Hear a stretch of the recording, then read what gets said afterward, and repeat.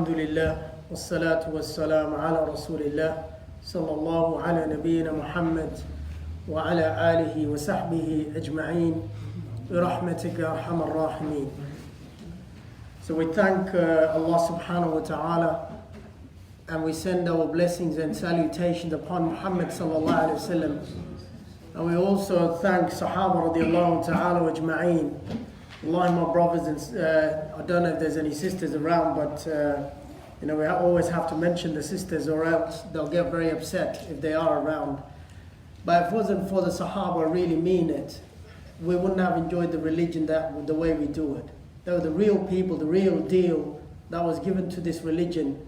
Allah subhanahu wa ta'ala blessed this ummah of Muhammad sallallahu alayhi wa sallam with great people. We should all know about these people, how they lived their lives. Sami'na wa ata'na. This is how they lived. They heard it and they did it. Not like us today, when we hear something, we actually go on one of the biggest sheikhs around, Sheikh Google ibn Yahoo, the son of Yahoo. In my days it was Yahoo, now he died. His son is alive, Sheikh Google. And we all go to Sheikh Google every now and then, mashallah. You have fatwas for everything. You name it. To buy a house, to get married, to do whatever you like. Today's topic's very spicy, and I know young people who are married, they love these topics, dating and marriage. So how many people, mashallah, I can see a lot of people, how many people want to get married? Not the ones who are married already, because your wives are watching. It's on the camera there. So if you raise your hand, be very careful. So, we all want to get married. I mean, that's how it is. This is how the reality. And if we, and especially Allah subhanahu wa ta'ala made us like that. And with the ayah when Allah subhanahu wa ta'ala says, وَجَعَلْنَا بَيْنَكُمْ مُوَدَّةً وَرَحْمَةً. And muwadda, in Arabic, Ibn al-Qayyim rahimahullah ta'ala, he mentions the many meanings of love. He actually put in his book over 30 different words that were used for love. And muwadda, according to the ulama, they say muwadda is that love, that physical love that you find in your wife. And rahmah is that forgiving, that is also part of love. It's another fold of love that you find in the marriage where you are forgiving to each other. Unfortunately, we live in a time, where we forget the last part of love, but we always remember the first part of love. And as they say, marriage, the 10% of marriage is great, because that 10% of the marriage is the first 5 days of marriage. But they say the other 90% is great as well, but you got to learn that. You got to learn how to make that great. And today, inshallah, I will speak about these things. I have put a paper to keep a track on me, or else people will be sleeping over here. So inshallah, I will mention a lot of cultural points today. Because I'm a marriage celebrant, I'm a marriage counselor as well, and I speak to a lot of people when it comes to marriages, especially the youth. I'm more than happy to talk to you afterwards. But right now I'm going to give you all the cultural aspects and the baggage that we carry. One of the things is, human nature, you need to understand, we want to be loved. Everyone over here want to be loved. We want to have a partner where we can go and share, the troubles of our life and how we're going and all these other things. That's why this is the nature. And one thing I want to mention before I go into the topic, you'd be amazed, and I was amazed as well. According to the modern research, I was amazed that 99% and even over, they say 99.5 or 0.6% of people are addicted to pornography. It is said that everyone between the age, less than the age of 18, 99% of those people have already watched pornography. So if you think your child is safe from that, and if he's...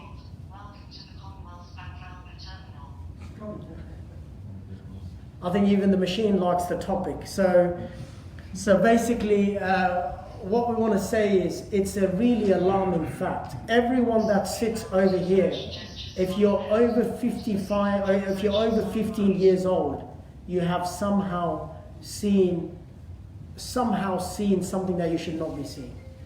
So that opens a lot of doors for us in this society that we live in.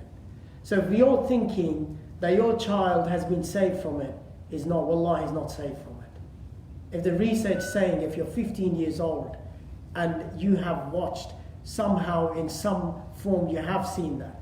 And everyone that sits over here, let's not open the Pandora box, but just to say we've all somehow seen an image that we should not be seeing. And we have been exposed living in the society that we live in. And I want to start with something this has really got me. One of the child in the school asked me, and if you guys don't know, I'm a school teacher as well. I'm an imam in a school.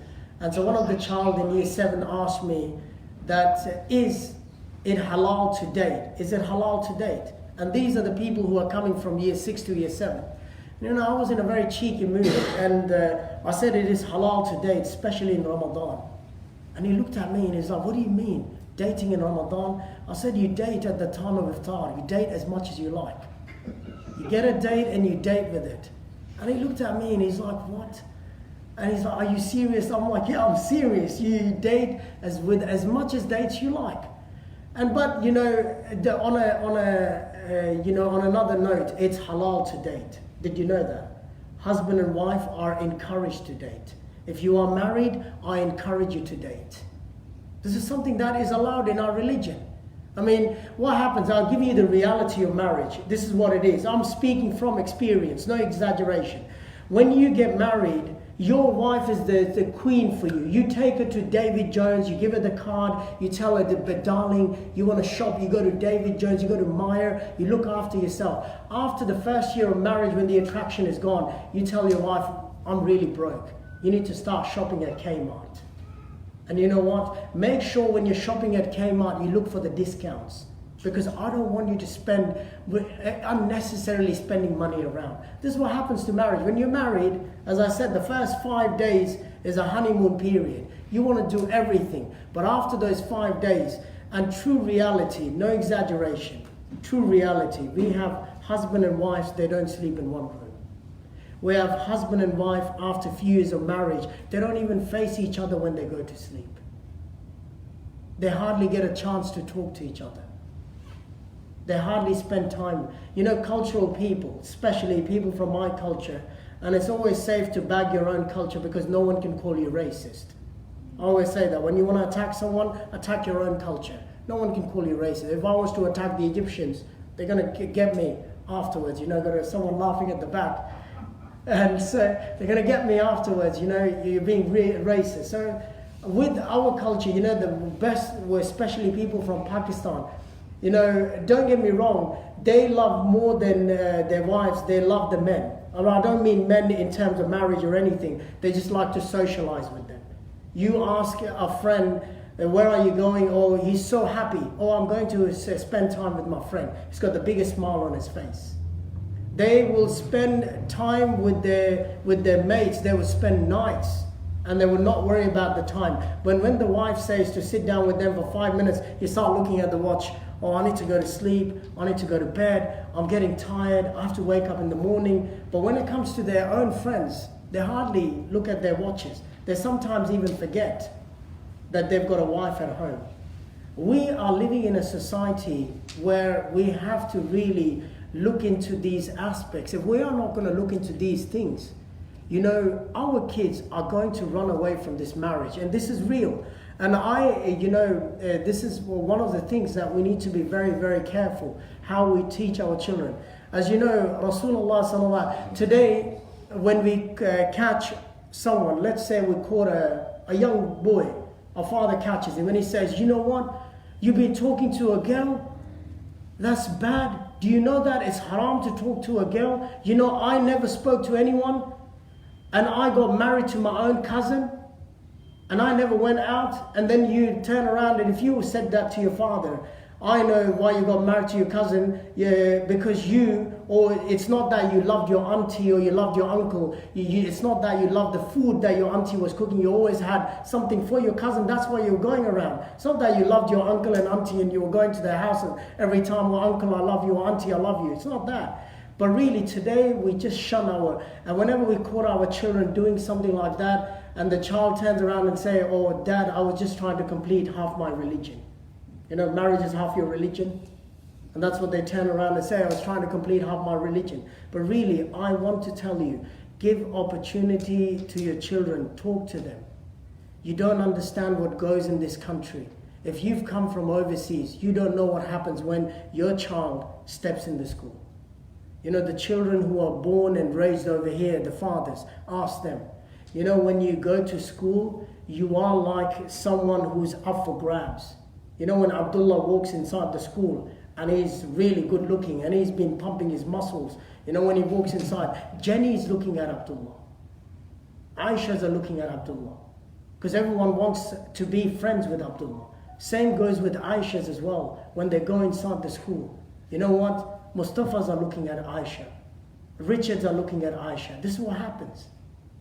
You don't know what happens in the schooling over here. We tell ourselves we're naive. If we're saying to ourselves our kids are going to a Muslim school and they're not going to be prone to this, you're kidding to yourself. In Muslim schools, more is happening. I speak from experience. In Muslim schools, what happens, you can't even imagine that.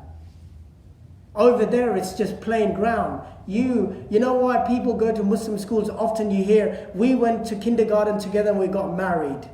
Often you hear these stories, right? Because that's where they meet up and they get married.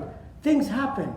We have to be understanding of this fact in this country. If we are not understanding of this fact, and we actually keep ourselves absent from this, we are only fooling ourselves. Because these things will happen. You cannot say that your child was studying the whole night. You give your child a laptop, you give your child a mobile phone. Do you think he's studying in the night in his room? And you're talking to your wife, I'm so proud of my son. He was talking the whole night to his friend and he was studying. Have you seen the kids when they come to school in the morning, high school kids? They're holding these Red Bulls and V drinks and they walk inside, they're drinking coffees. Why do you think they're doing that? They were not worshipping Allah subhanahu wa ta'ala the whole night. They were probably worshipping Skype and someone was on the other side of Skype. And that's what they were doing. We cannot be like those, the cultural parents, you know, when we come. There's another problem in my culture. We keep the son inside the house for at least 30 years. At least 30 years he's my son. I have to look after him. I have to make bread for him. We baby our kids. You know, this is how we are living in this society. We don't want them to get married. We don't want to share our children with anyone. The mother always say that this is, you know, there's a saying, they say that the child for the mother is like a child, even if he becomes a grown-up man, until she dies. And that's what happens. You get this cultural problem. When you get married, you come in the house and your mother looks at your wife, she's not looking after you. And what happens?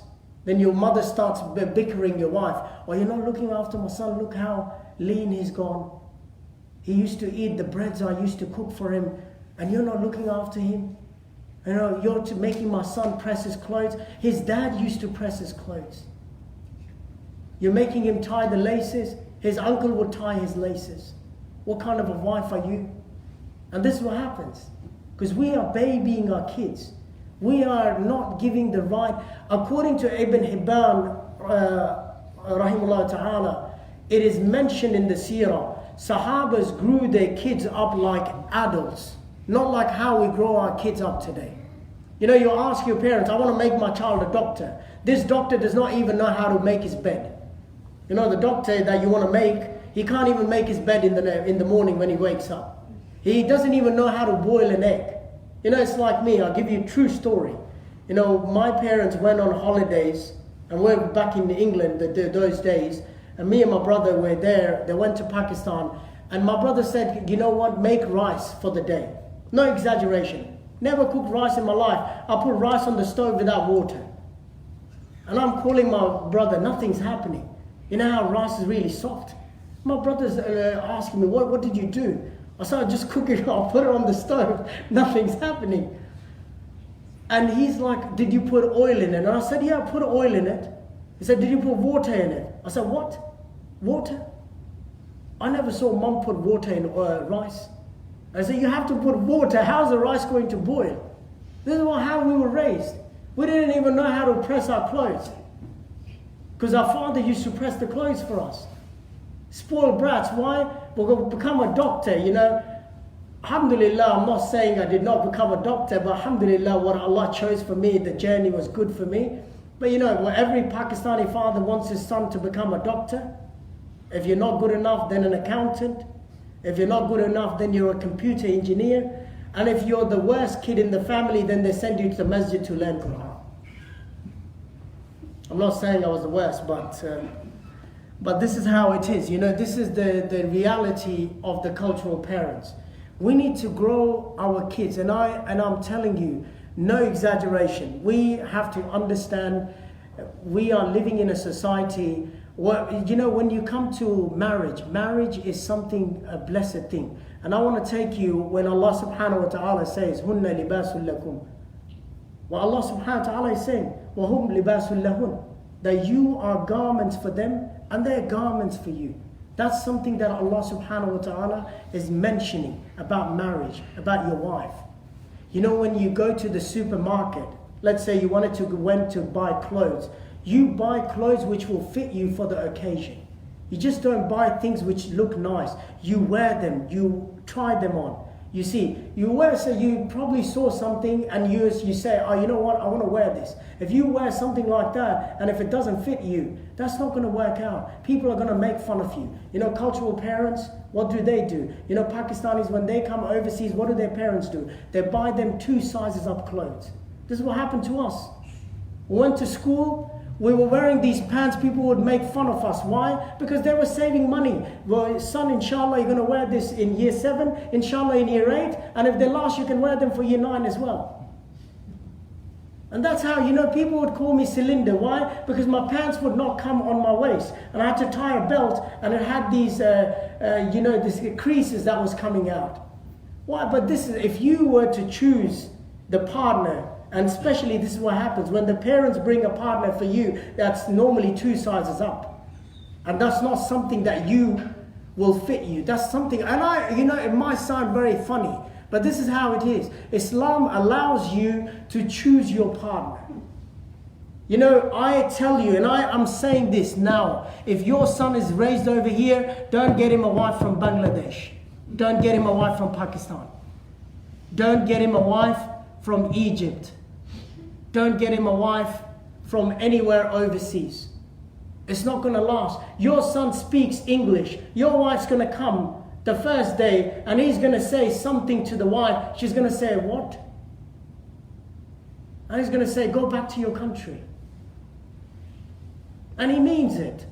This is what happens. You know, you bring, I'm not saying all the time it's not going to work if you raise your children like that. But if you raise your children in a Western society and you really gave them and you never taught them your language, it's not compatible at all. This wife which comes from overseas probably does not even know half the, you know, for example, you know, in my house, and I'll give you some lingo today, inshallah, you can learn this. You know, my children always say pants. You know, you're Australian, you say pants. Do you know what? Don't say pants in UK because it's underpants over there.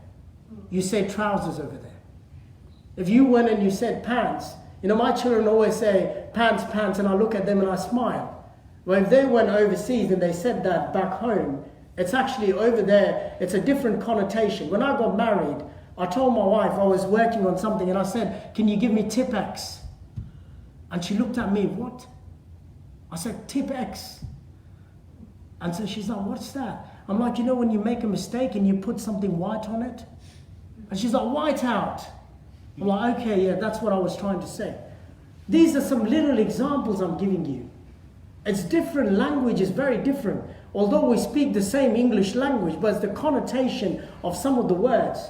You know, it's just, you need to understand, if you are marrying your children to someone, make sure they're compatible. Make sure they can talk to them.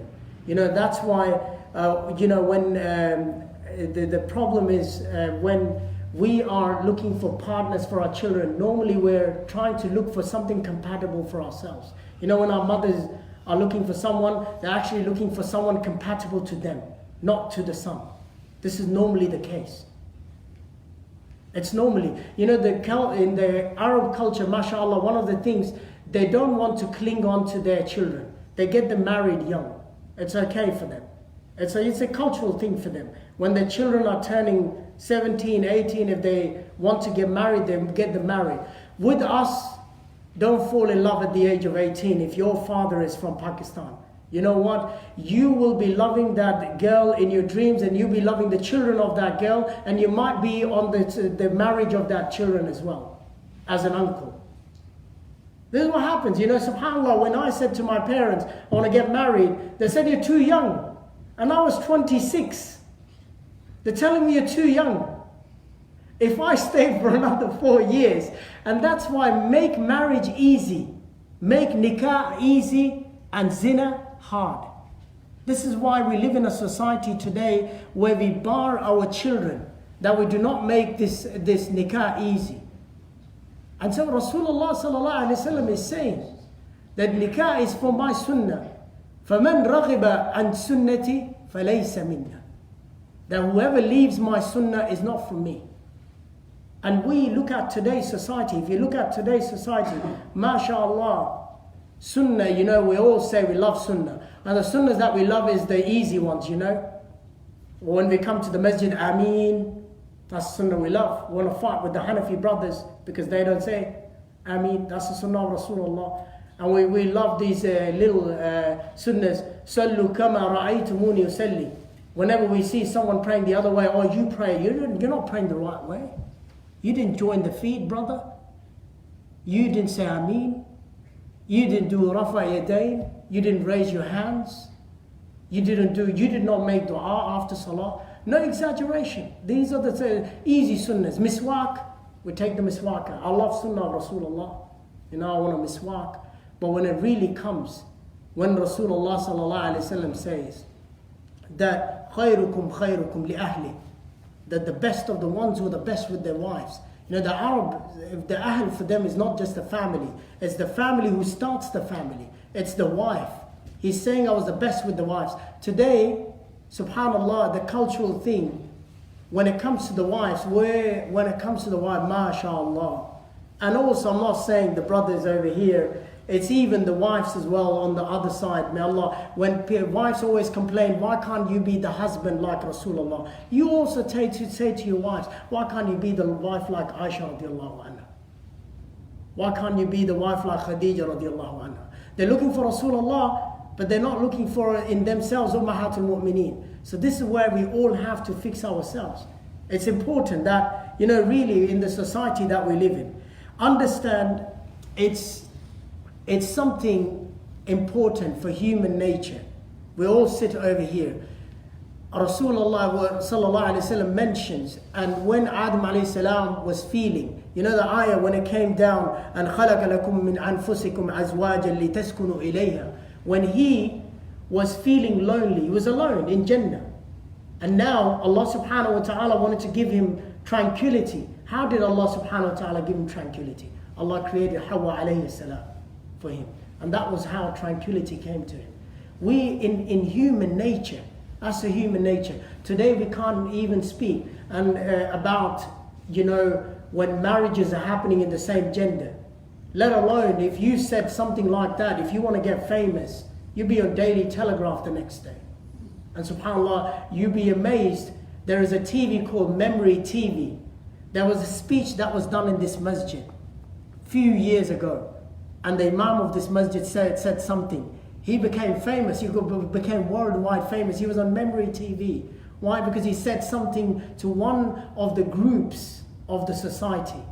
I don't want to say it. I don't want to be on Memory TV. Trust me.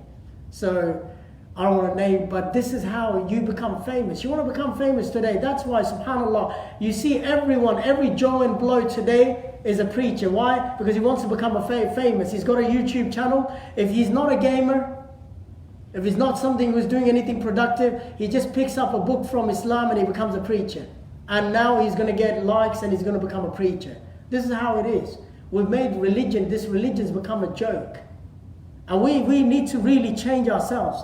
And I really want to, emphasize on it. People who are sitting over here, parents, if you are from overseas, if you've got children growing in your houses, allow your son, allow your daughter, listen to them, what they want. If you're not going to listen to them, you'll lose them. I want to tell you, if your son, if your daughter came, and if your daughter said, I love a boy, and if your son came and he said, I love a girl, celebrate. Wallahi, it's not far away when Abdullah will come and he says, I love Muhammad. What are you going to do then? It's not far away.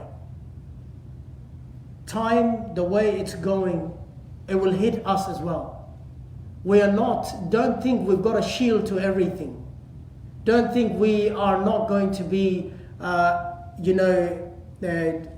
not going to be exposed to this. We will be exposed to this. This is on internet, you can see it. In UK, back in 2015, the first Muslim gay marriage happened. And it was done. And so basically, if we are going to shun our kids, and no exaggeration, I'll give you a story, a true story, not mentioning any names, just a very recent story.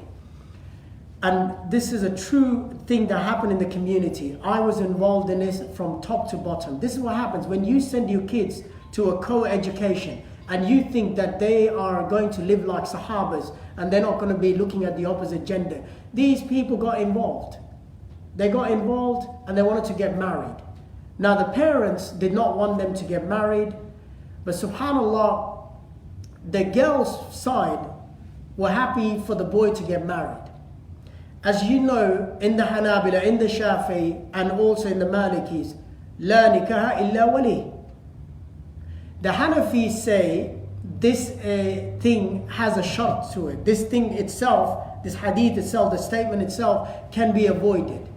If there is a greater harm, then this condition can be avoided. But that's not the point. Today I'm not here for that. But what the story was, in the end, it became so difficult, it became so ugly, that the son had to send police to his house to complain against his own parents for domestic violence towards him. And he got married to that girl. The parents just kept on going hard on both sides and they made it difficult. And this is what happens. When you are going to push your kids hard, they will not care who you are. They will even go beyond and above. And this is what he did. The son, the boy sent police to his own house and made a complaint against the parents who did not even touch him or whatsoever, that they were the ones who were domestically abusing me. And this is in our society. Today we say we're prone to domestic violence. We are seeing domestic violence in our community at a really high rate as well. Today, we say we don't have suicide in the community. We are seeing a spike in suicide in our community as well. And then you're going to tell me that, you know what, astaghfirullah, we're not going to be looty. I tell you what, wait for the time. It will come to us as well. Don't be in a bubble that we are Muslims and Allah will protect us from everything. It's not going to happen. We have to work hard. We can't be like those people that were just sitting, I believe in Allah and Allah will help me. Allah's help is not going to come. Inna Allah la yughayru biqawmin hatta yughayru ma bi'anfusihim. Allah subhanahu wa ta'ala will never change your state until you start changing yourselves. We have to change ourselves. And we're just going to sit over here and we're going to start saying that, you know what, we're prone to that, we're Muslims, our kids know this, our kids know that. You know what? Our kids are showing, some of our kids in the school I work, and I can tell you that some kids are already showing and asking these questions. They're already asking these questions. Why are we so against this? And so don't wait for that time. When your child is coming to you, allow them. Allow them, ask them, talk to them, and give them a reason. Meet the other parents. You live in a country, this is going to happen. You will not be happy. And this is another thing, I want to come to this point as well. We spoke about, alhamdulillah, last month I spoke about racism. And you know, this is the biggest thing which comes to marriage as well. We are racist when it comes to marriage. We tell our children the story of Bilal. We tell our kids the story of Khabab ibn Arat. We tell our kids all these stories. But God forbid, if our daughter chose an African and she wanted to marry that, all hell will break loose. You want to marry an African? What do you think you are? You know, my family, no one married an African. My father married to a Pakistani. My mother married to and they will keep on telling you all that. And then the child can turn around and say, but Dad, you lived in Pakistan, so there was no chance of you getting married to an African. I live in Australia. And you know what? I tell you, celebrate multicultural marriages. Why? Because they say the kids who are bilingual, they're more smart. Imagine your grandchild speaks Indonesian, and he speaks Urdu, and he speaks Arabic, and on top of that he speaks English as well. And you know what? Multicultural babies are more good looking as well. That's another fact. You're not going to have a Pakistani look everywhere. You're going to have a slightly different look as well. And they're more smart, they're more intelligent. Because they're speaking other languages. Allow this to happen. Wallahi, when it comes to these marriages, we become more cultural. Well, the racism, you know, we are standing, Black Lives Matter and all these things matter. And we speak about racism in our country, in my country. If you are from one tribe to another, God bless you and good luck to you if you want to get married. They say, you're going to marry a Raja, you're going to marry a Chaudhary. We are Chaudharys. And you're bringing a Raja in the house? They're the lower class. This is what happens. We have to come out of this. And that's why if we keep on avoiding these marriages, what's going to happen? You know, Rasulullah sallallahu alaihi wasallam is clearly saying, when you have a person come for your daughter to ask for your daughter and is the best fit for your daughter, get them married. Get them married. Now don't ask the question, and this is what it is. That when you that when you marry someone, when it comes to brothers, when you want to marry someone, you marry for 4 reasons. And these are the 4 reasons that Rasulullah sallallahu alaihi wasallam has given. He said, لِمَالِهَا. Now this is a great reason for a lot of brothers. You know, if you're not doing well, you marry them for their money. You're allowed to get them married for the money, you know. And then they say, لِنَسْبِهَا, you know, their nasab, or their lineage that they come from. And if you want to get married for their lineage, get them married for the lineage. وَلِجَمَالِهَا. MashaAllah, everyone, we fall for beauty. If I was to tell you there's a non-attractive woman, how many wants to marry? If I was to say the other one's Miss World, and don't worry, she's worn a hijab as well, and she's muhajjaba, you want to get married, everyone's going to marry a Miss World. So لِجَمَالِهَا is very good. لِدِينِهَا. And he said the best of the ones who marry the ones for their religion. And that's the best one. And also he actually makes a statement. He said, may his hand rub in dust if he marries someone for, and basically in the connotation of the hadith, what it meant, may he be successful if he's marrying someone for the religion. And I tell you why. You see today, brothers and sisters, these young kids who sit over here, this is all live examples. You know, you girls in the school, when they hear a brother giving great azan, mashallah, they come, oh sir, did you see, mashallah, he's got such a great voice. And what happens? We start liking people for the wrong reasons. It comes back to the thing that which I said, that we wear clothes which fit ourselves. You know, we don't just go to the supermarket and we start buying stuff. Why? Because, darling, I bought these biscuits. Why? They were in a great tin. You know, when you go to the supermarket, we teach our kids that. Read the ingredients before you buy the stuff. And the ingredients is that know the family, know the girl, know everything before you get married. before you get into this. I know people, I'm going to keep it very short. I had a very long talk, but just some more points that I want to mention. And when you boys who sit over here, you know, something that you also need to understand, the ones who are growing up and the young ones, that often understand we are going to get attracted. All these attractions are out there. But understand, if you marry someone for attraction, attraction will die out. It's exactly like, you know, there's an example of a boy, he cannot go to sleep, and the mother comes and asks him, why can't you go to sleep? What's happened to you? Oh, Mum, I was crossing the road on Martin Place, and I saw this beautiful angel that was crossing the road, and ever since my heart, I've lost my heart. And the mother says, I want to help you. Did you ask her name? No, I don't know her name. Do you know how she looks like? No, I forgot as well how she looks like. I only saw her for 2 seconds. But I'm in love with her.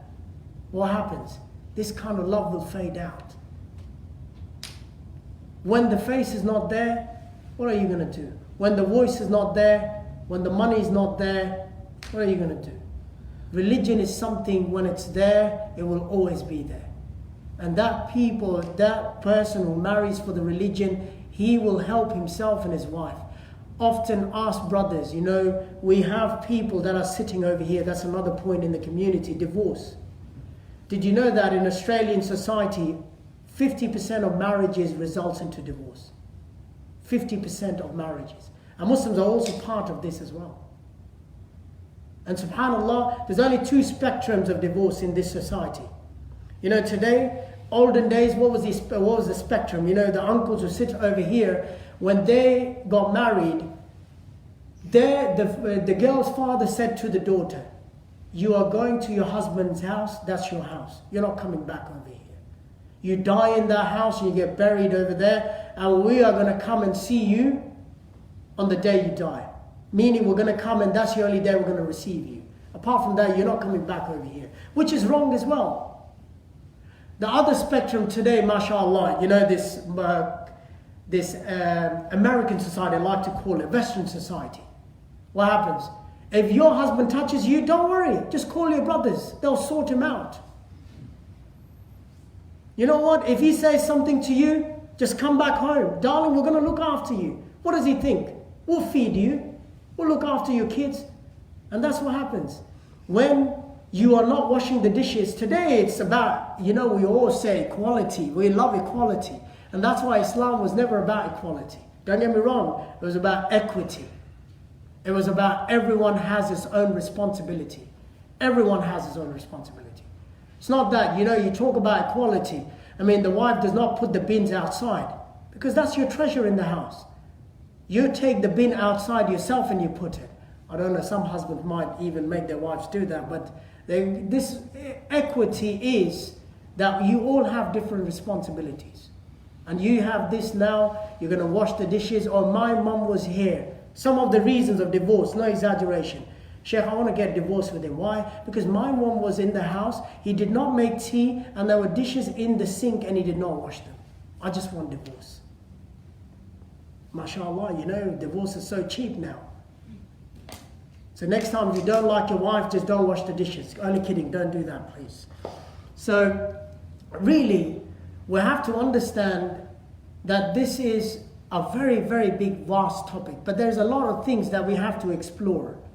And there's a lot of things that we have to do. And also, husbands that sit over here, try and understand women, and the ones who are going to get married, inshallah. Women are creatures that they want to be praised all the time. Women are creatures that they want to be praised and want to be spoken. Women are like telephone. Have you ever heard that example? Women are like telephone. It's like you handle them with care, you talk to them nicely, but if you press the wrong button, they cut off. So they're exactly like telephone. So you have to take care of them. You have to talk to them, you have to pay attention to them. They're like that. Men are different. Men, you know, men are like, if wife is speaking or not, football matches, watching something on TV, speaking to someone, he does not care. if the child is coming or not. Men are simple beings, simple creatures. They don't want much. If you put him on the couch, the wife says, you're not sleeping on the bed today, you're going to sleep on the couch, he's happy. He just goes, you know what, are you for serious? I'm going to be sleeping alone? That's great.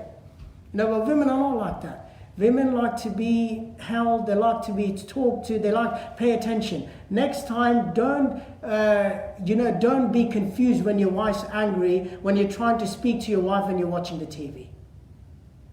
Often your wives get angry. You're watching the TV. Oh, I'm speaking to you. Wife wants attention.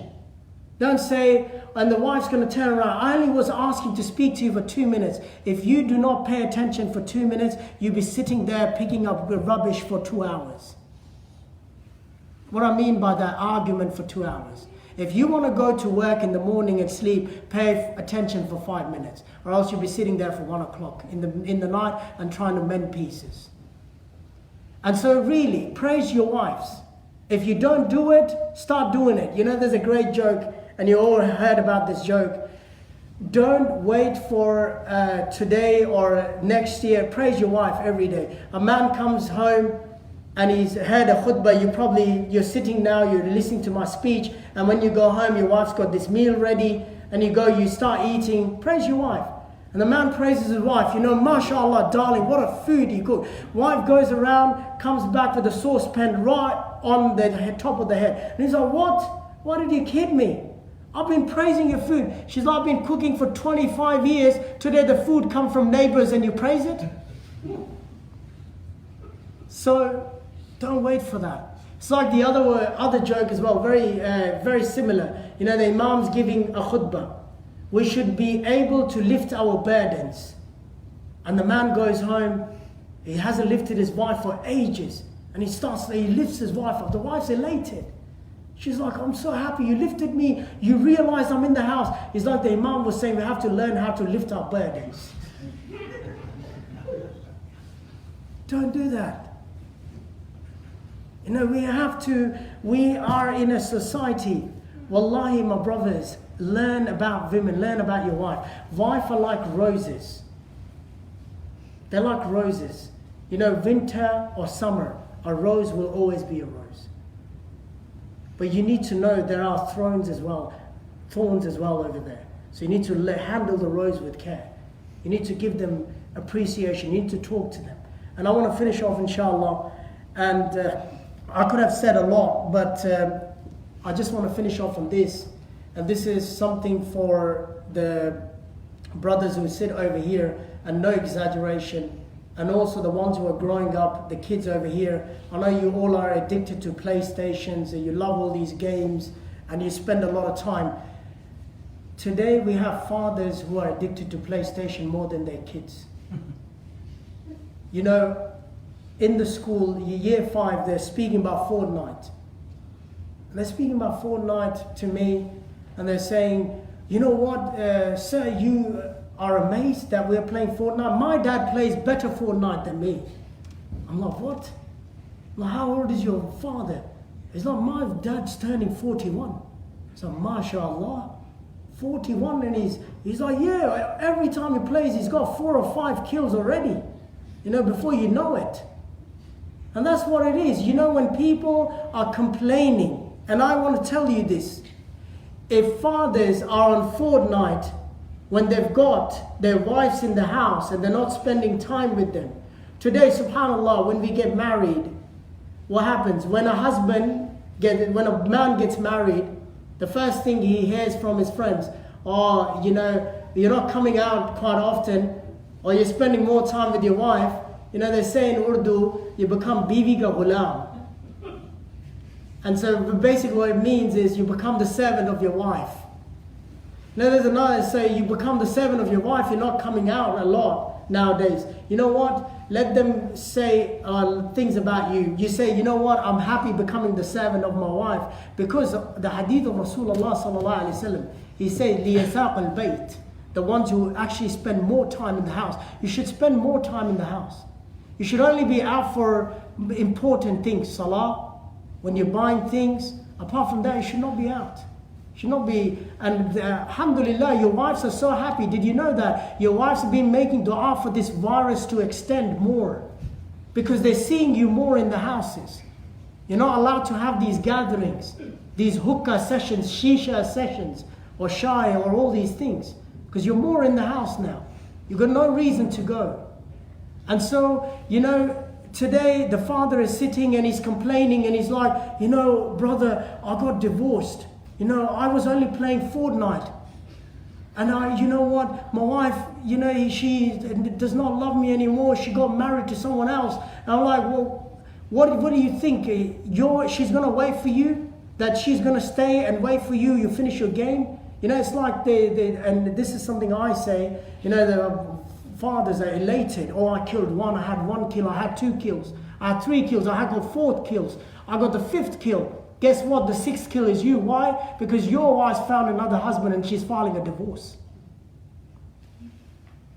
It's reality. We have to understand, we have to talk to our children, and we have to open these avenues. Marriage is a lot of things can be said. And I'm going to finish over here, but understand you have to speak to your kids in an early age. Allow them. Let them speak to you. Allow them to marry outside culture. Don't worry. If your mother finds out that your son is marrying a non-Pakistani, don't worry. Tell you, but you don't have to, parents always, they're very cultural parents. In my school, no exaggeration, one of the teachers said, my daughter-in-laws have to be from Hyderabad. I will not stand any other daughter-in-law. She said they have to be from Hyderabad. If anyone comes, I don't care who they are. You know what? I tell you, be happy. If your son chose someone who's a Muslim, be happy. Because now try to make that work. We're in this country that we want to allow them, we want them to love marriage. And how are they going to love marriage? If we are not going to marry them, if we are not going to we're going to keep them in the house, we're going to bar them, we're not going to let them do things, we're not going to let them mingle and speak to people in the Islamic way. I'm not saying you allow them free reign, I'm not saying that. In an Islamic way, and the best form, and I say this, that if your son likes someone and he's young and you think he's not there, do katba kitab. Katba kitab for the Pakistanis is like the nikah. You don't have, the nikah for Arabs is a very different thing. So don't say nikah to them. They actually will get very serious. But for them it's katba kitab, and for us it's nikah. If you said to a Pakistani nikah, it just means he did a paperwork. So I don't know if the nikah actually means a consummation for marriage for the Arabs, if you wanted to know that. So katba kitab is the best way. If your son's grown up and you think he's going to get into haram, he likes someone, do a contract. Allow them to speak in an Islamic way. They're married, they're husband and wife. Tell them, lay boundaries. Lay boundaries for them and say your husband and wife talk to each other and get ready for your future. When you are ready to get married, to move in, we will let you move in. And that's the best way to go. I can give you many other reasons, inshallah, but I want to keep it that way because inshallah I want to come back over here. And if I keep going anymore, they're going to say this is your last talk. So I don't want to make it my last talk. But inshallah, we ask Allah subhanahu wa ta'ala to allow us to benefit from the best of the speech. And if there was any errors, it was from me, because I am a human being and I'm prone to errors. But it's something that was perfect. Perfection is from Allah subhanahu wa ta'ala, and we ask Allah subhanahu wa ta'ala to allow us to follow the example of Rasulullah sallallahu alaihi wasallam, and to follow the sunnah of Rasulullah sallallahu alaihi wasallam, and to follow the sharia of Allah subhanahu wa ta'ala. أقول قولي هذا استغفر الله لي ولكم فاستغفر الله إنه الغفور الرحيم.